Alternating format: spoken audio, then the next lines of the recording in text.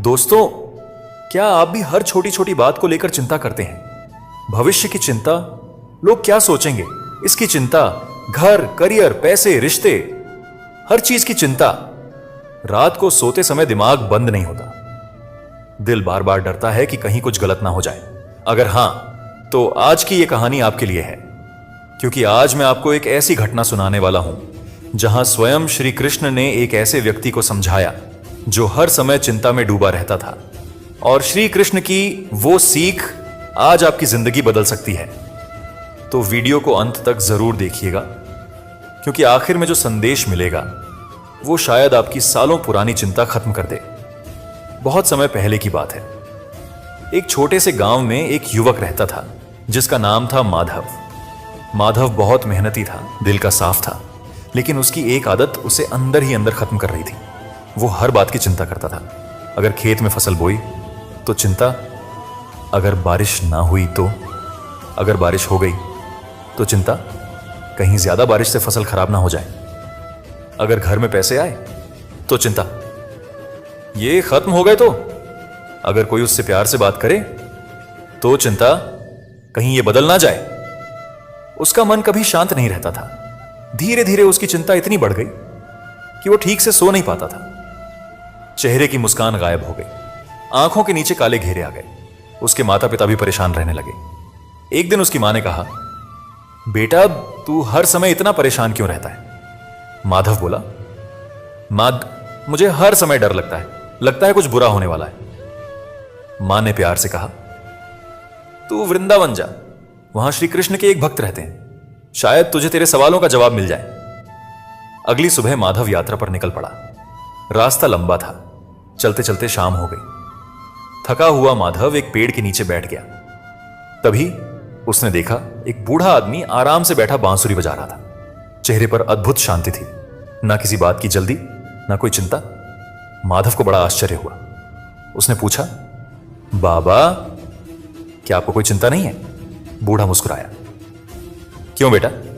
माधव बोला, दुनिया में हर इंसान परेशान है, हर किसी को किसी ना किसी बात का डर है, लेकिन आप इतने शांत कैसे हैं? बूढ़े ने पूछा, तुझे किस बात की चिंता है? माधव हंस पड़ा, मुझे तो हर बात की चिंता है।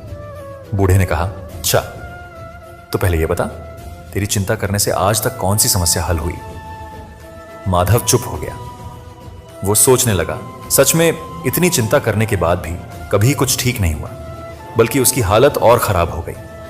बूढ़े व्यक्ति ने धीरे से कहा, चिंता इंसान को उतना नहीं जलाती जितना वो खुद अपनी सोच से जलता है। फिर उसने पास रखी लकड़ी उठाई और जमीन पर एक छोटा सा गोला बनाया। उसने कहा, मान ले ये तेरी जिंदगी है। फिर उसने उस गोले के बाहर बहुत बड़े बड़े घेरे बना दिए।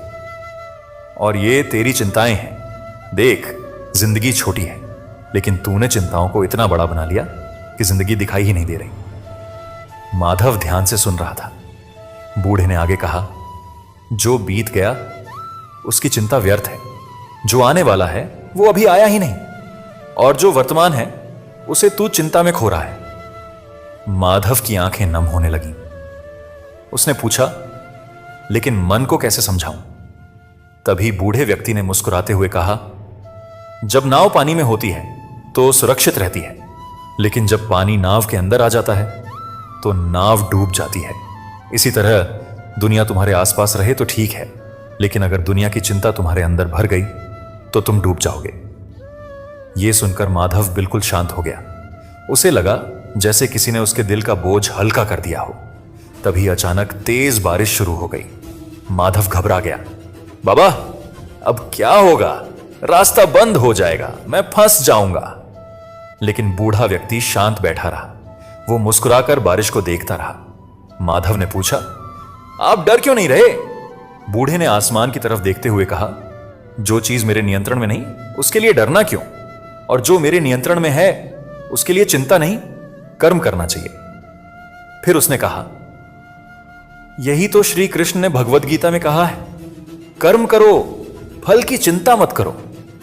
माधव के दिल में जैसे कोई दीपक जल उठा। उसे एहसास हुआ वो पूरी जिंदगी उन चीजों की चिंता करता रहा जो उसके हाथ में थी ही नहीं। बारिश रुकने के बाद माधव ने बूढ़े व्यक्ति से पूछा, बाबा, आपका नाम क्या है? बूढ़ा मुस्कुराया। धीरे धीरे उसने अपनी बांसुरी उठाई और ऐसी मधुर धुन बजाई कि पूरा वातावरण शांत हो गया। माधव की आंखें फैल गईं। उसके शरीर में कंपन होने लगा, क्योंकि अब उसे समझ आ चुका था। वो कोई साधारण बूढ़ा नहीं था, वो स्वयं श्री कृष्ण थे। माधव तुरंत उनके चरणों में गिर पड़ा। आंखों से आंसू बहने लगे। प्रभु, मुझे माफ कर दीजिए, मैं छोटी छोटी बातों में उलझा रहा। श्री कृष्ण ने उसके सिर पर हाथ रखा और कहा, मनुष्य की सबसे बड़ी गलती यह है कि वो जीवन जीने से ज्यादा जीवन की चिंता करता है। याद रखो, जिस दिन तुम्हारा विश्वास मुझ पर बढ़ जाएगा, उस दिन तुम्हारी चिंता कम हो जाएगी, क्योंकि चिंता भविष्य का भ्रम है और विश्वास ईश्वर का प्रकाश। उस दिन के बाद माधव की जिंदगी बदल गई। समस्याएं आज भी आती थीं, लेकिन अब वो टूटता नहीं था। अब वो हर सुबह खुद से कहता,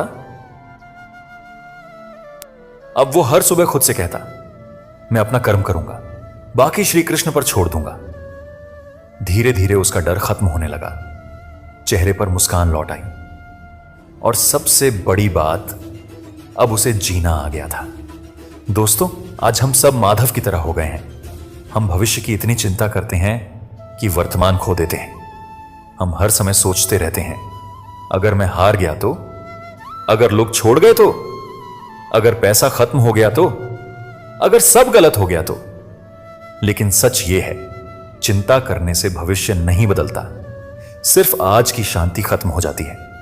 अगर आप हर समय डरते रहेंगे तो जिंदगी का आनंद कभी नहीं ले पाएंगे। श्री कृष्ण कहते हैं, जिसे तुम खोने से डरते हो वो कभी तुम्हारा था ही नहीं, और जो सच में तुम्हारा है उसे कोई छीन नहीं सकता। इसीलिए भगवान पर विश्वास रखिए, अपने कर्म पर ध्यान दीजिए और बाकी चीजें समय पर छोड़ दीजिए, क्योंकि हर रात के बाद सुबह जरूर आती है।